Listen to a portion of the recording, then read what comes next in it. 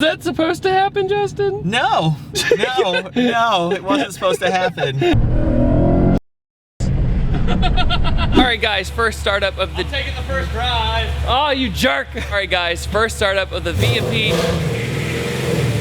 Gen 2R has been successful. So now we're gonna put it on the dyno, get it tuned, and then we're gonna see the results between our Pro Charger of the last episode and compare it to the VMP Gen 2R. I'm gonna guess that there's gonna be more torque improvement over horsepower improvement, so it's gonna be really interesting how it goes. I also wanna mention that I'm in Florida and it is cold here. It is 35 degrees here.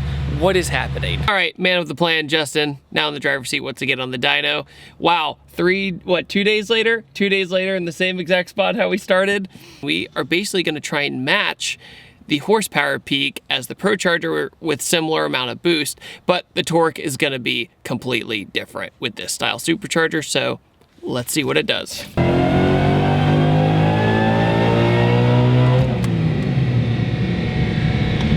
I didn't have the initial reaction of me seeing it, but it's pretty ridiculous. Right off the bat with a huge pulley. We're talking, what, the 85 mil? 85 mil. To explain supercharger with a nutshell, the smaller the pulley, typically the more power you can potentially make, but we are using a big pulley, basically to try and match the Pro Charger. And wow, did it match the Pro Charger almost exactly, but with 100 more foot-pounds of torque almost. Yeah, I mean... Pretty incredible. Okay, so you spend a lot of time like driving at like 3,500 RPM, and you're up 102 foot-pounds at 3,500. I can't, I just have to laugh at that. That's so awesome. And even at 5,000, you're up a good 80 foot-pounds.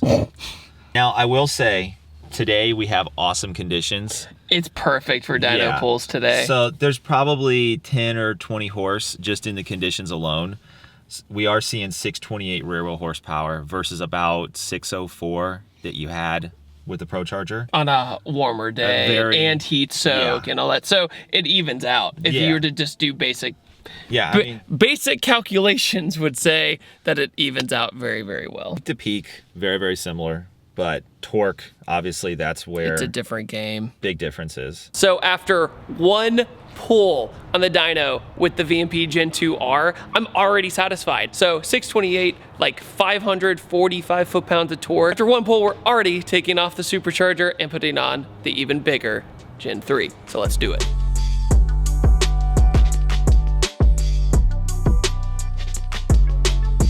All right, Donnie here, the man with the plan. What is the main difference between a Gen 2R and a Gen 3 install? On the install itself, not much.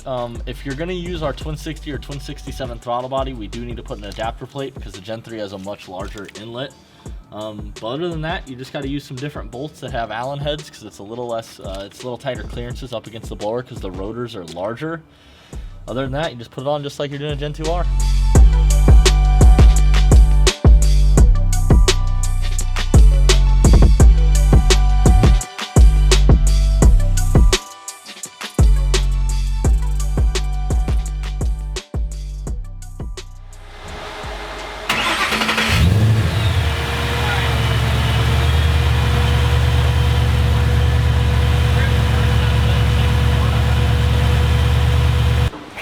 Okay, finally got the Gen 3 blower on the car. Extremely excited to see how it does. We're actually putting it on the dyno now to get ready for tuning, and I honestly do not know what to expect other than more horsepower. But do I know how much we're gonna do? We're gonna find the equal medium between reliable, daily drivable, and just fun. So this should be our last little session in the car. Finally got back on the dyno with the Gen 3 blower from VMP. Are you excited? Because I'm excited. We're gonna make some horsepower. Make some horsepower. But what do you expect out of this if we play it more safe at first? So with the mileage on your car and the quality of the 93 in the tank, I'll be happy with like 675. The Gen 3 is gonna run more boost than the Gen 2R, even with a bigger pulley. Yeah, with an even bigger pulley, it's gonna run more boost like Justin said. So this is gonna be really interesting. Yeah.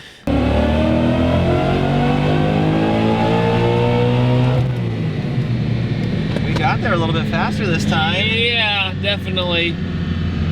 Remember, you dyno this car in 5th gear and it revved out that quickly. What in the, what? What did you do, Justin? What did you do? By accident! Guys, wait. Oh, man. Listen. All right, listen. This man over here going, all right, so this will be a nice gentle first tune. It made 710 wheel horsepower on the first pull. Is that supposed to happen, Justin? No, it wasn't supposed to happen. Sounded good. It felt so smooth. It really did. I mean, you would have never known that was gonna happen. No, I was like, all right, this feels like a good 650, whatever, and then it was like 7. I was like, holy crap. And this is pump gas. Coyote motors are cheating, I'm telling you, every single time. It's cheating. They make power so easy. Oh, my man. God. I'm gonna bring up your old data log. Like in tuner speak, there's a lot of things I can see in the data log, how much air the engine's using, what the calculated load is. My face was turning red because like I made like too much horsepower. Like it's a joke. Like when does that happen? Never. You know, I'm usually super conservative. Like, you know, I don't want to let anybody down. So yeah, David, it'll make 675. I expected to have to do a few revisions to get there. Right. Starting with your guys' base map alone, it did what, what was it first? 628 first run? 628. And then that was with the other blower. And with the Gen 3, not too much later, did 710 with how much PSI was that? Do you think that with that pulley? That was about 12.5 to 13. So it is up on boost. Okay, yeah. So that's adding essentially 6 more pounds than we used to have about. But still. If you do the math, you know, yeah. That's a nice... It makes sense. Yeah. I would just like to say this on record, on camera, that never in my life have I hung out with a tuner like Justin who said, oh man, I made too much horsepower. What a freaking incredible first run for the VMP Gen 3. I'm absolutely mind blown. And also, Justin's gonna do a few more pulls to kind of clean things up, and what we might do is just kind of dial back the rev limiter a little bit. Therefore, instead of revving to like 7,400, 7,500 RPM, which is high for a V8, which is what the Coyote's kind of known for, is the high revving stuff, but we're still gonna be able to go to like 7,200 RPM, which is still really good. So that's what's happening as we speak.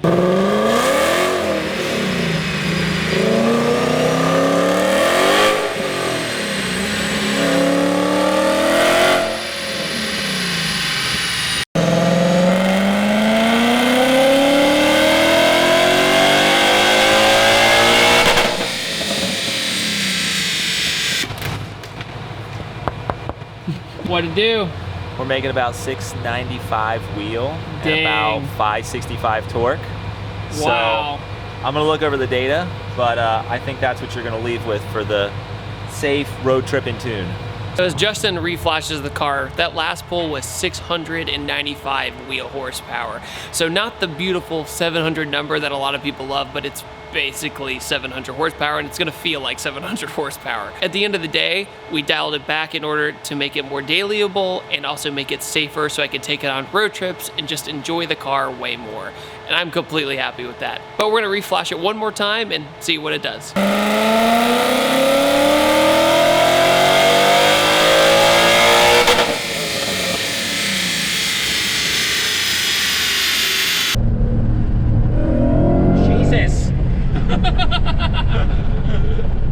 Oh man. Oh my God, I'm in love. I am so much. I'm not used to being a passenger. Oh, you're not? So that did surprise me a little bit. So that was your real initial reaction? I was like, really? Dang. And like the way it pulled, like, I mean, it veered ever so slightly into the right lane. Yep. Spinning.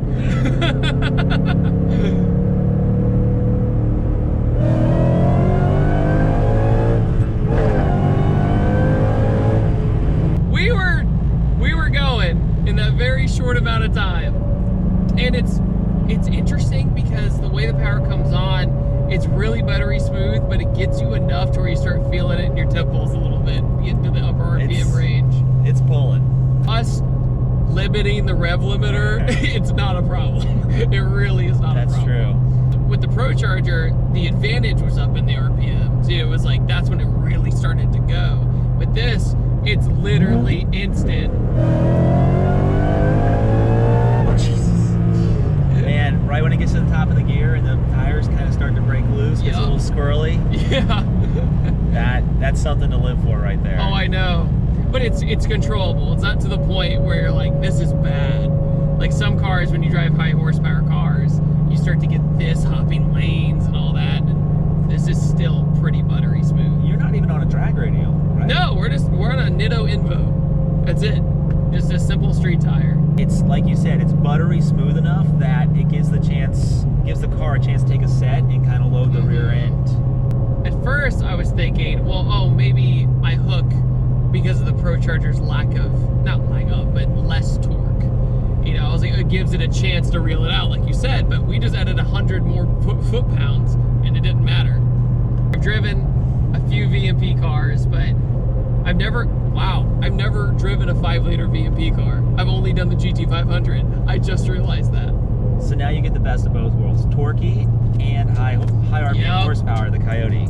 After a massively successful week at VMP Performance of putting on the different superchargers, the VMP Gen 2R and the VMP Gen 3, along with a bunch of car reviews while I was down there. Don't worry, those are coming soon. I unveiled the car at the VMP open house to see what you guys thought about it and to describe why I made the change. So, the point of me coming down to VMP was to plausibly change the setup on the car. And we did some talking. I drove your truck, which was really cool. And then he told me that his truck did 11 seconds with only a blower. For this, I had a ProCharger P1SC kit, which was great to me. I'm not saying it was a bad kit, it was great. I had it for 3 years straight, and I daily drove it for 3 years straight. This car just hadn't had a lot of love lately, and I wanted to try something different. And also, we came up with the idea of having a non-biased opinion about having somebody who's owned the ProCharger kit and then owning this kit later and doing a direct comparison and showing you the dyno results as well. And so what we did was we put the VMP Gen 2R on the car as well yesterday, did a dyno pull, showed you the results, and then immediately took it off the dyno and put a Gen 3 on it. And what this did was completely change the car, completely change the power curve. Think about what we could do with a stock engine without compromising the internals, and this motor has 108,000 miles on it. Another guy, you guys might have heard of him, his name's JD. He has a GT500 with a VMP Gen 3 on it, and that was the deciding factor.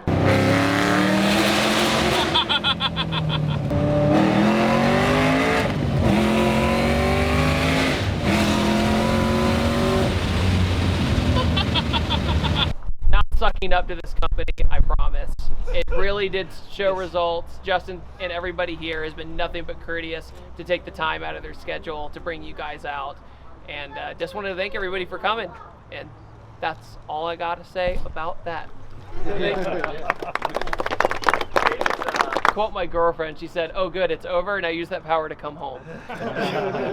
All right guys, 2 days at VMP, 2 superchargers, de-supercharged it the first day with the ProCharger and switched to a TVS system with positive displacement. And holy cow, does it feel like a completely different car. And also, we're basically at 700 horsepower if you round up, 695, really legit. It's daily drivable, and I'm gonna daily drive it all the freaking time. But wow, what a great experience VMP Performance has given me, and they let me drive their Focus RS around town, so you'll see that as well. What an amazing time. Thank you so much to VMP Performance. Make sure to check out their YouTube channel, because they do lots of cool stuff like we did with Smurf. And I will see you guys next time, and take it easy. Have a good one.